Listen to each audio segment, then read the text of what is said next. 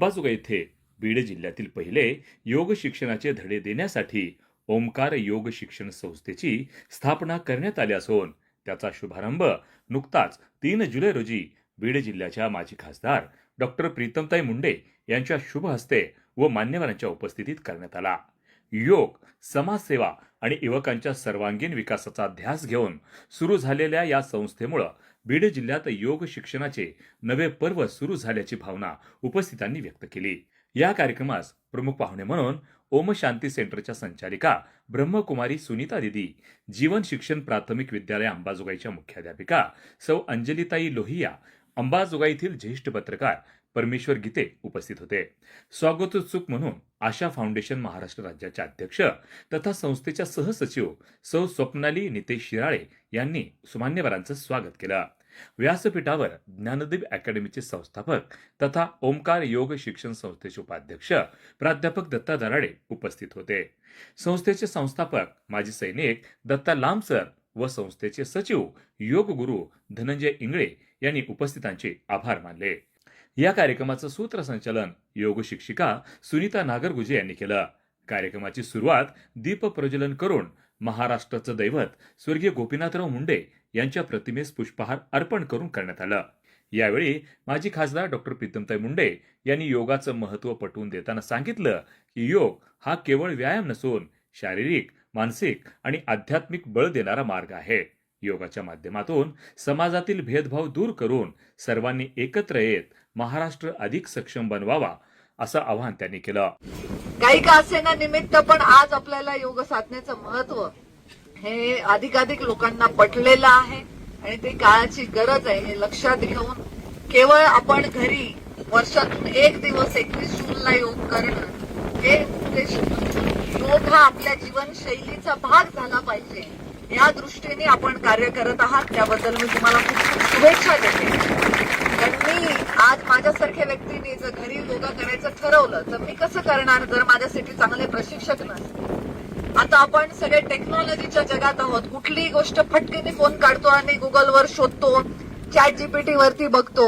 या सगळ्या काळात सुद्धा तिथे सुद्धा आपल्याला कोणीतरी प्रशिक्षण देणारं जर जगात अस्तित्वात असेल तरच ते माणूस गुगलवर येईल ना। आपण युट्यूब वरती व्हिडिओ बघणार, पण हे व्हिडिओ बनवणारी माणसं जर नसतील तर प्रशिक्षण कोण देणार? त्यामुळे योग फक्त आपण करायचा नाही तर प्रशिक्षण देणारी माणसं तयार करायची। या तुमच्या भूमिकेचं मी खूप खूप कौतुक करते आणि इतक्या मोठ्या संख्येने आपल्याकडे यासाठी विद्यार्थी उपस्थित आहेत म्हणून मी त्यांचंही कौतुक करते। शारीरिकच नाही तर ते आपल्याला मानसिक आणि आध्यात्मिक दृष्ट्या जर आपली वाढ व्हायची असेल तर निश्चितच योग धारणेचं आपल्या आयुष्यात खूप चांगलं महत्व आहे। आत्ताच्या काळात धावपळीचं युग आहे, स्पर्धेचं युग आहे। या स्पर्धेमध्ये आपण आपले 100% देत असताना कुठेतरी ईर्ष्या, द्वेष या भावना आपल्या मनामध्ये जन्माला येऊ नयेत। एक हेल्दी कॉम्पिटिशनच्या जगामध्ये आपण काम करत राहावं यासाठी तुम्ही सगळे या कोर्सला ऍडमिशन घेतली आहे असं तुमच्या वतीने मी समजते। संस्थेचे संस्थापक माजी सैनिक दत्ता लांबसर यांनी आपल्या मनोगतात सांगितलं की समाजातील प्रत्येक घटकापर्यंत योग पोहोचवणं हे संस्थेचं ध्येय आहे। महिलांसाठी जुडो, कराटे, कुंगफू, अष्टांग योग, व्यक्तिमत्व विकास आणि आत्मरक्षण प्रशिक्षण मोफत देण्यात येणार असून 300 योग शिक्षिकांना विनामूल्य प्रशिक्षण देण्याचा संकल्प संस्थेनं केला आहे। प्रत्येक गावात 2 योग शिक्षक तयार करण्यासोबतच प्रत्येक शाळेतील एका शिक्षकाला योग प्रशिक्षण देण्याची योजनाही संस्थेनं आखली आहे। गरीब विद्यार्थ्यांसाठी योग पद्धतीद्वारे पोलीस व मिलिटरी भरती पूर्व मोफत प्रशिक्षण देण्यात येणार असल्याचंही लांब यांनी सांगितलं। घरोघरी योग पोहोचला पाहिजे आणि प्रत्येक व्यक्तीचं शरीर, मन व आत्मा मजबूत झाला पाहिजे या भावनेतून संस्था निस्वार्थपणे कार्य करणार असल्याचं त्यांनी यावेळी सांगितलं। 21 वर्ष देशसेवा केल्यानंतर निवृत्त झालेल्या दत्ता लांबसर यांनी आतापर्यंत 250हून अधिक मोफत योग शिबिरे आयोजित केली असून जवळपास 80,000 नागरिकांना योगाचं प्रशिक्षण दिलं आहे। सेवेत असताना आपल्या पगाराचा मोठा हिस्सा गरजूंसाठी खर्च करणाऱ्या लांबसरांनी निवृत्तीनंतरही समाजसेवेची परंपरा कायम ठेवली असल्याचं यावेळी सांगण्यात आलं। ज्ञानदीप अकॅडमीचे संस्थापक प्राध्यापक दत्ता दराडे यांनी सांगितलं की योगाधारित प्रशिक्षणामुळे अकॅडमीतील अनेक विद्यार्थी पोलीस व मिलिटरी भरतीत यशस्वी होत आहेत. त्यामुळं ग्रामीण व गरीब विद्यार्थ्यांना याचा मोठा आधार मिळत आहे.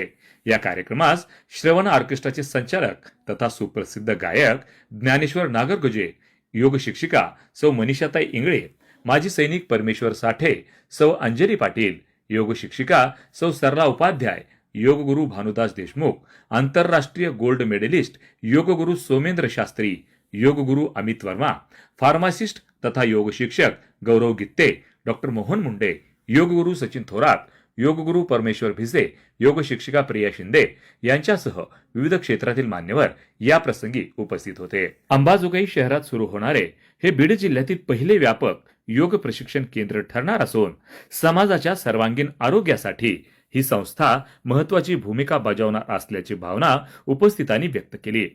कार्यक्रमाचं आभार प्रदर्शन प्राध्यापक दत्ता दराडे यांनी केलं.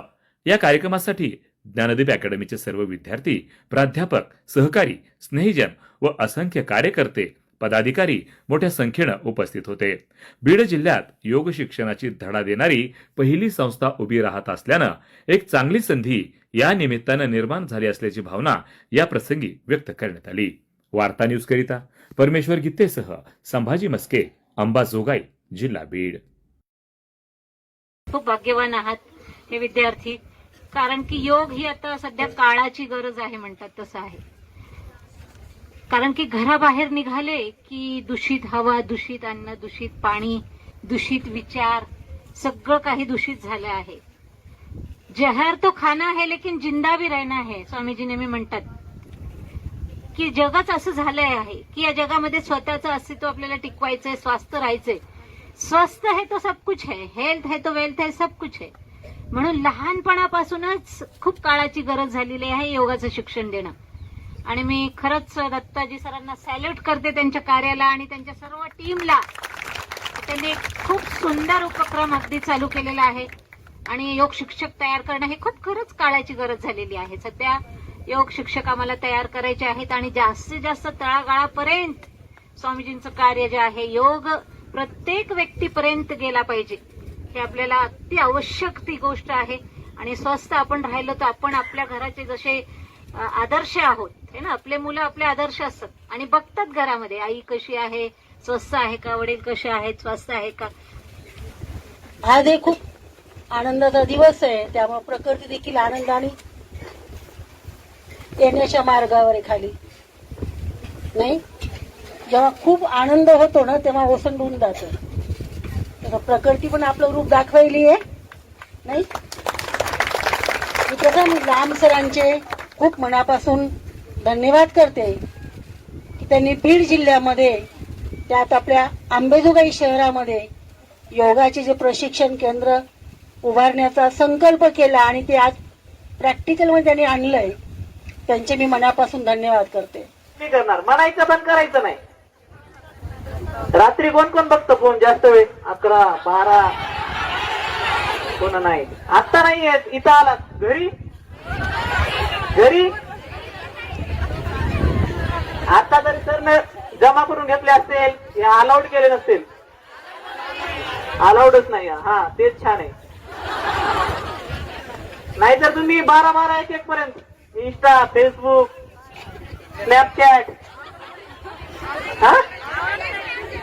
हा त्याच्यासाठी व्यवस्थित योगा करा, प्राणायाम करा, रनिंग करा, अभ्यासावर फोकस करा. जोपर्यंत अभ्यासावर फोकस होणार नाही तोपर्यंत आपलं सिलेक्शन नाहीये. किती अभिनंदन करतो की त्यांनी या जिल्ह्यामध्ये पहिली योग शिक्षण संस्था स्थापन करून या योग शिक्षण संस्थेतून जसं एमपीएड आणि बीपीएड मधून खेळाडू तयार केले जातात, खेळाचे शिक्षक, त्याच पद्धतीनं याच्यातून सुद्धा योगाचे डिप्लोमे आणि BA योगा, MA योगा किंवा MSc योगा, BSc योगा यासारखे अभ्यासक्रम भविष्यामध्ये येतील आणि त्यातून योग शिक्षक निर्माण होणार आहेत. तुम्हाला एकच संदेश द्यायचा आहे की आपल्या सर्वांना ब्रँडेड कपडे घालायला आवडतं, ब्रँडेड शूज घालायला आवडतं, ब्रँडेड घड्याळ घालायला आवडते.